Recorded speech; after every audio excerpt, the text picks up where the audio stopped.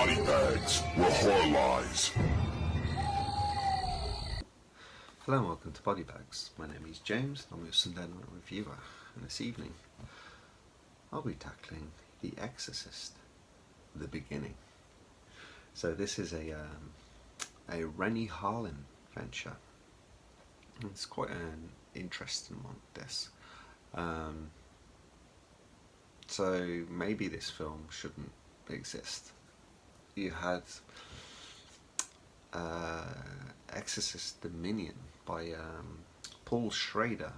Now this was being made and produced, and basically it was having very, very poor kind of feedback and like kind of reviews, like midway reviews and things like this, and test screenings, and nobody was liking it. It's not what the studio wanted.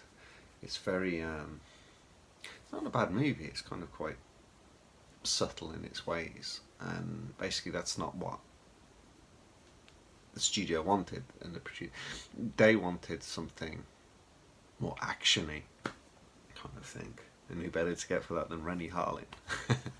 So they decided to shelve the 30 million that they invested with Schrader, Exorcist Dominion, and then they pumped a load more money into, I think it was like 50 million or something, into Exorcist the beginning.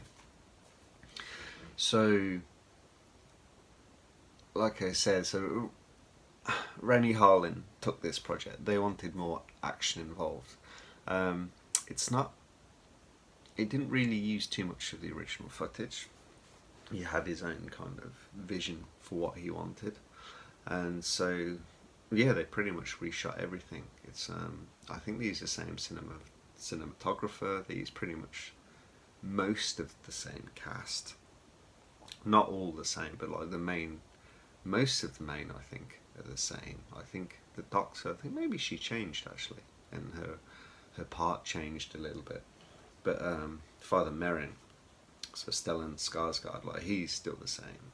I'm sure there was quite a lot of difference with how his character was as well.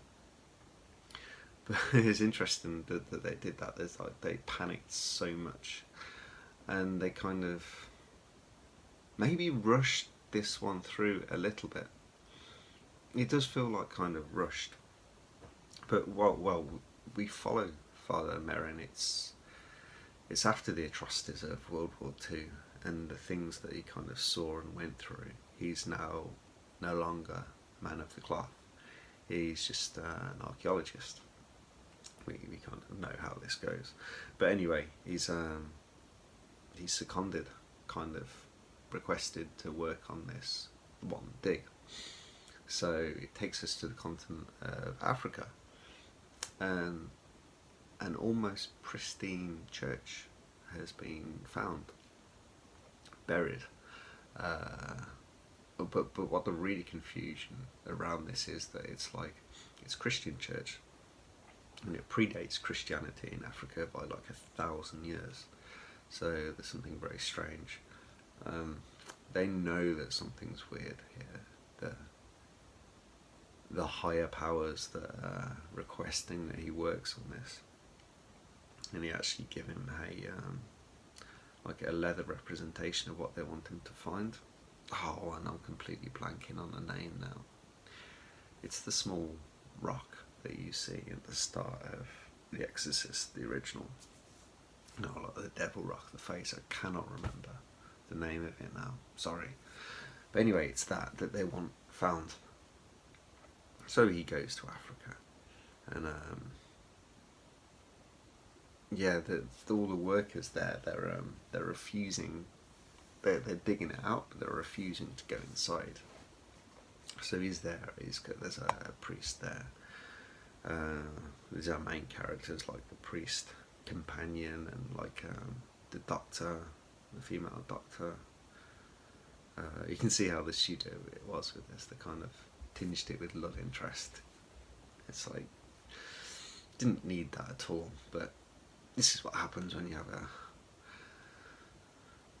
I won't call Rennie Harlin a director for horror. Obviously he has his own views. I can't say that, that's sacrilege. living in the country of Rennihal in Finland, but I kind of feel that they had a strong input on how they did not want the film and the direction of how they thought it should go, and the style. Well, it's kind of in his style of how he is. But anyway, they uncover the church. He goes in. Stuff starts to go down. There's this. Oh yeah, there's one of the people helping with the dig, or like a foreman or something. He has 2 children. And like we're led to believe that one of them is possessed, and the other one is kind of quite what should be kind of like a pretty hideous attack. He's kind of let down by incredibly bad CGI. The CGI should have been better for its time. This is early 2000, no, mid 2000s, I think, but it's probably budget issues that we cannot keep throwing money at this. So yeah, there's very spotty kind of hyena CGI in this. Yeah, it's kind of pretty bad, especially at the start when they're throwing money and these big scenic drop downs. So you can see the cities and stuff. That must have cost a lot of money for this time in CGI.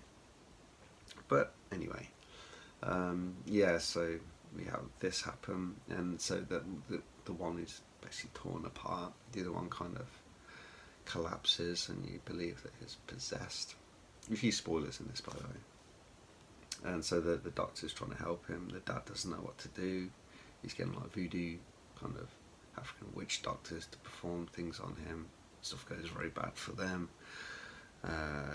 Yeah, there's other unsavoury characters in this that kind of meet untimely demises.